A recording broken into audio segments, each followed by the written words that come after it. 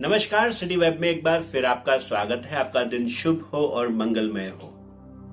संत रविदास, जिनको हम प्रेम से रैदास जी भी बोलते हैं, उनके बारे में आज आपको बड़ी विशेष बात बताने वाला हूं। इससे पहले अगर आपने हमारे चैनल को सब्सक्राइब नहीं किया है तो आप जरूर सब्सक्राइब कर लें और बेल आइकन का बटन दबाना बिल्कुल ना भूलें।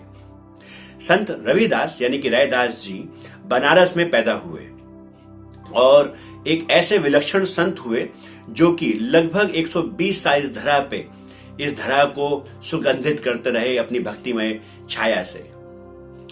एक बार की बात है, संत रविदास के पास कोई ब्राह्मण आए और उन्होंने बोला कि मैं गंगा स्नान करने जा रहा हूं, मेरे पास जूते नहीं हैं।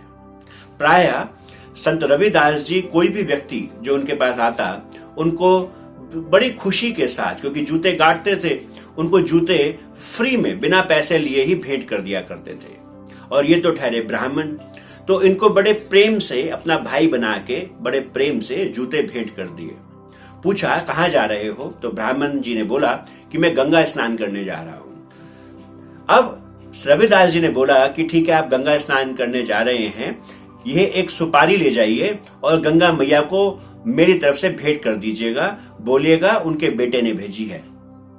ब्राह्मण ने सुपारी ले ली, क्योंकि अभी जूते उनको भेंट किए गए थे, और सुपारी लेके गंगा जी की ओर चले गए और सोचने लगे कि मैं ठहरा ब्राह्मण, मैंने इतने वेद पढ़े हैं, इतने मुझे संस्कृत के श्लोक आते हैं, मैं रोज गंगा स्नान करता हूं।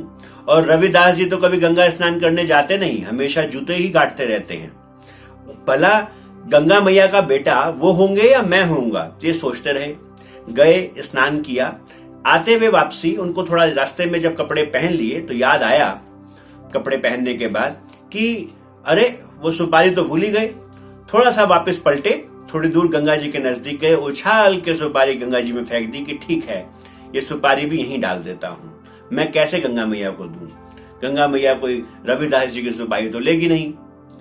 अब गंगा मैया के ऊपर जैसे ही उन्होंने सुपारी उछाली, गंगा मैया जी तुरंत वहां पे प्रकट हो गई और उस जो सुपारी थी उनको अपने हाथों में ले लिया और बोला कि अरे ये मेरे बेटे ने सुपारी भेजी है, इस सुपारी में मेरे बेटे की खुशबू है। और वापसी में उन ब्राह्मण को बोला कि आप ये मेरी तरफ से कंगन ले जाइए, वह सोने का कंगन था, और ये कंगन ले जाके रविदास जी को, मेरे बेटे को भेंट कर देना। ये जो ब्राह्मण थे, यह गंगा मैया का स्वरूप देख के हक्के बक्के रह गए, सोचने लगे कि मैंने इतनी सेवा करी, इतनी बार प्रणाम किया, इतनी बार पूजा अर्चना करी और गंगा मैया ने कभी मुझे दर्शन नहीं दिए। जरूर संत रविदास कोई विशिष्ट संत हैं, इसी कारण से गंगा मैया ने मेरे को दर्शन दे दिए, उनके कारण से आज मुझको दर्शन हो गए। जब वापस आए तो बड़े आदर सम्मान के साथ उन्होंने संत रविदास जी को प्रणाम किया और वो जो कंगन था वो भेंट कर दिया और बड़ा हाथ जोड़ के बोले कि आपके कारण से मुझे भी गंगा मैया के दर्शन हो गए। संत रविदास जी ने कहा कि जैसे गंगा मैया की इच्छा, और कंगन को अपनी बोरी के नीचे रख लिया। यह बात ब्राह्मण ने पूरे बनारस में, शहर में फैला दी कि गंगा मैया ने मुझको दर्शन दिए और संत रविदास जी को सोने का कंगन दिया। संत रविदास जी के विरोधियों को जब ये मालूम चला, जो कि कर्मकांड खूब फैलाते थे, जब ये मालूम चला तो उन्होंने बोला कि अगर संत रविदास दूसरा कंगन भी पैदा करके दिखाएं, गंगा मैया से लेके दिखाएं, तब हम उनको माने। और ये बात धीरे धीरे करके बनारस में फैल गई। बहुत सारे लोग ये बात करने लगे। एक दिन संत रविदास अपने भक्तों के बीच में बैठ के गंगा मैया की गुणगान गा रहे थे, परमात्मा के गुणगान गा रहे थे, ईश्वर भक्ति में लीन थे, खूब जोर जोर से परमात्मा की लीलाओं का बखान कर रहे थे। थोड़ी देर में क्या देखा कि जिस पात्र में वो चमड़ा भिगोते थे, जिसको कठौती कहा जाता था, उसमें से गंगा जी प्रकट हुई और बोली अब बस बहुत हो गया, तुम्हारे विरोधियों की बात मुझसे सुनी नहीं जाती, ये लो दूसरा कंगन। जब दूसरा कंगन रविदास जी को मिला तो जो उनके विरोधी थे वो सब चुप हो गए और पूरी दुनिया जान गई कि गंगा मैया के असली पुजारी तो संत रविदास जी ही हैं। चाहे गंगा मैया हो, चाहे ईश्वर का कोई भी स्वरूप हो, भक्त और परमात्मा का एक बड़ा अनूठा रिश्ता होता है।